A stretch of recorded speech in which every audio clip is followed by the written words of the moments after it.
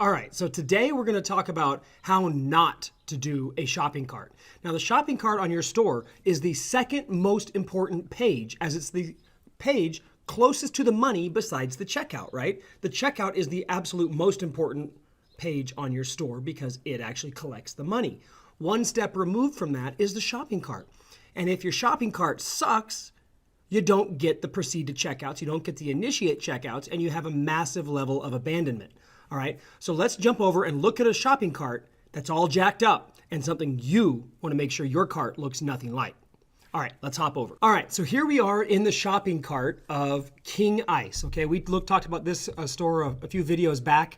But anyway, this is actually top 25, I think it is, in terms of traffic, Shopify store. So they're getting a lot of traffic to their store. And their cart is all kinds of jacked up. All right, now, I'm not saying this to be mean to them. King Ice is obviously a good brand. They're doing something right, but they're certainly not optimizing their store the way it should be. They haven't done a lot of user testing. They haven't actually done anything with this cart except make it harder for the customer to purchase. So what I'm going to show you right now, I'm going to go through it. I'm going to pick this cart apart, telling you all the things that need to be improved, changed, or whatever. And where that information is coming from is not me. I'm not making it up. It's coming from my team. Okay. We have over 40 different full-time revenue optimization experts who do nothing but e-commerce optimization all day, every day, 365 days a year. All we do is optimize. All we do is run split tests, look at the data, and we're running 30 to 40 major tests a week. All right, so we have a massive amount of data. In fact, over $400 million worth of test data supporting what I'm about to tell you. All right, so let's look at this cart and let me tell you all kinds of stuff that's going on. And when I point out something that's not right or different or whatever, think about it in your store. Go look at your cart. Is your cart making these same mistakes? Because I'm telling you, the abandonment rate of your cart does not have to be as high as it is, okay? You can drop that abandonment rate significantly so you get a much higher reached checkout and a much higher initiate checkout simply by dialing in your cart, all right? So here we go. First things first. There's a timer up in the left-hand side, all right, saying your cart is reserved for so many minutes. Okay, this is designed to be a scarcity tactic in order to get people to move forward into the process, all right?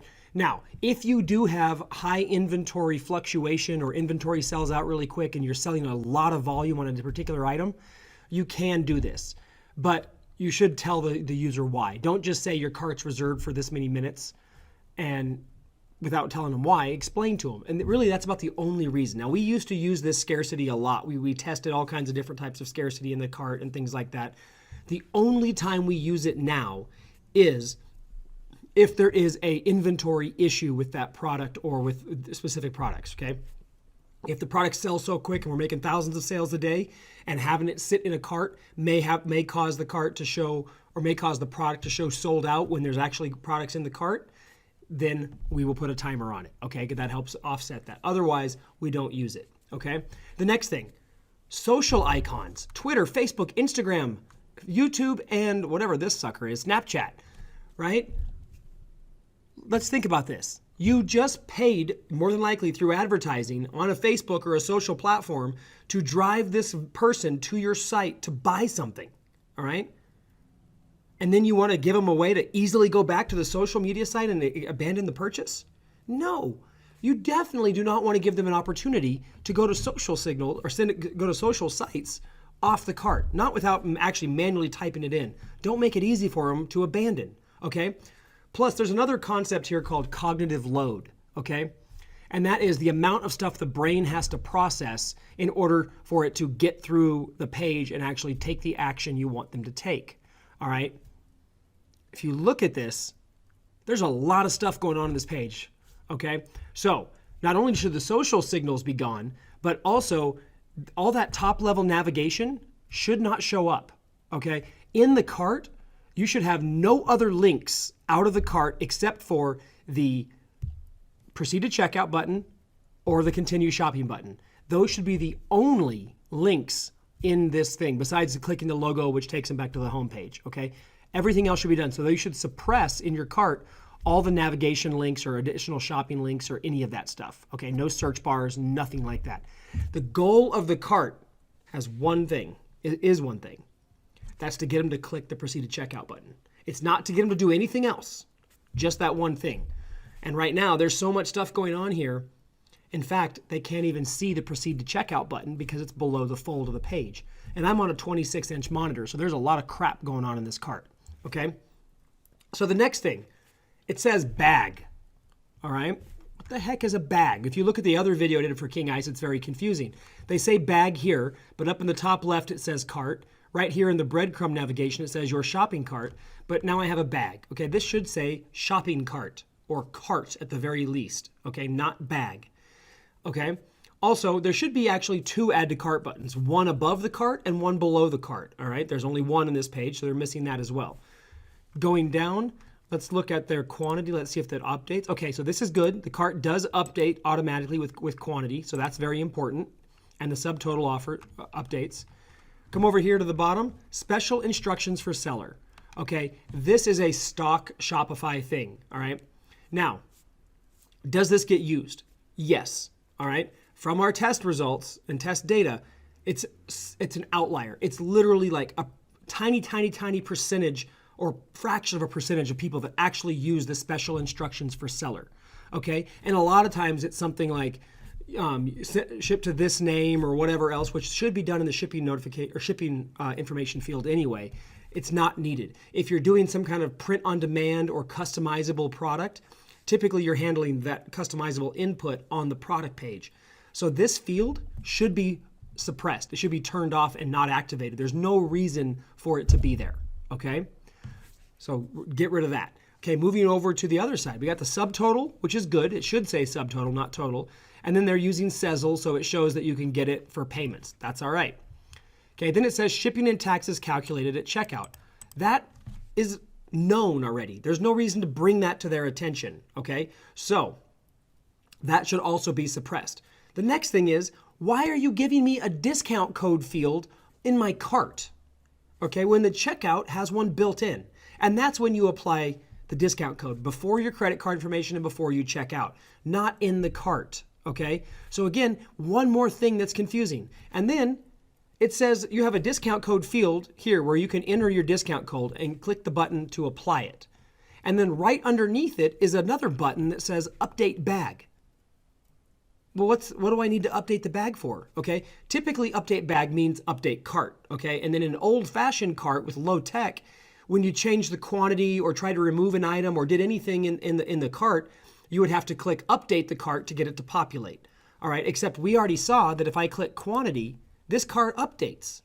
All right, so it's automatically updating. So what the heck is this update bag button for, other than a waste of real estate and a point of confusion for the shopper? Also, bag. What the frick is a bag? I'm looking for a cart. Everything else says cart, all right? And then as we scroll down, by clicking the checkout, you agree to the terms of service and the return policy. We're in the cart. Guys, this is not a checkout. When they click this button, they're not checking out.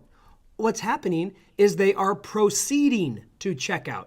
They're in the cart and they're going to the checkout, not checking out. So this is a false positive here, and you're actually clicking this checkout button, which is not an actual checkout button, or by legal standards, that clicking that button is not an agreement to a terms of service or a return policy because there is no name, email, or identifiable information attached to it. So that's fake, okay, and causing more confusion.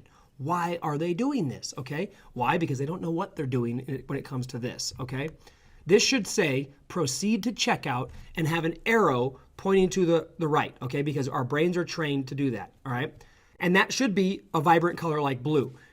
This should not even be here. This should not even be here. And then below it, the payment icons, that's okay. You can have payment icons here.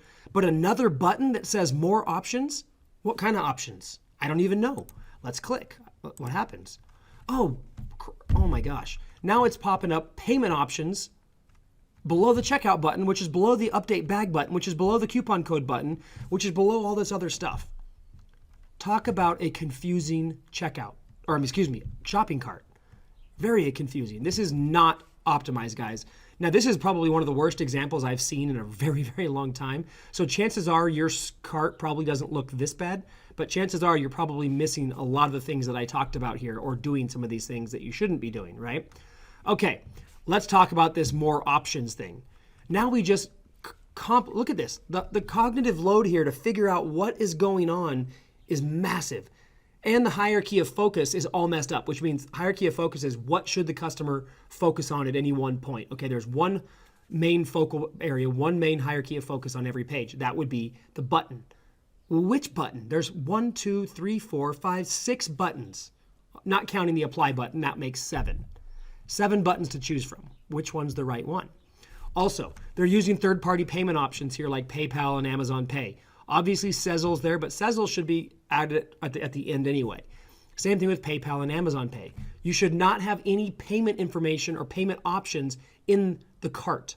They need to go to the checkout, okay? The actual checkout, not this button that's not the checkout.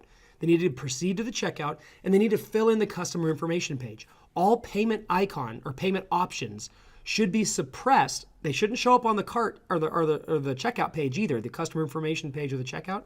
They should be suppressed there as well and only show up when they get to the payment information page, which happens after they choose their shipping information. And at that point, there's a radio button where they can select credit card, PayPal, Amazon Pay, or Sezzle, okay? That's the way to do this. This is a terrible execution of a shopping cart. And I guarantee you, if King Ice gave us like an hour with their shopping cart, we could make a massive improvement in their conversions and their revenue simply by fixing the cart. Not to mention all the other stuff going on their site. This we could fix in a heartbeat like that.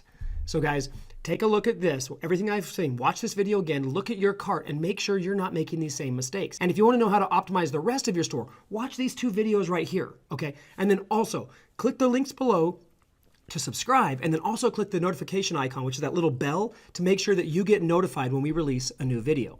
All right, guys, I'll see you in the next video.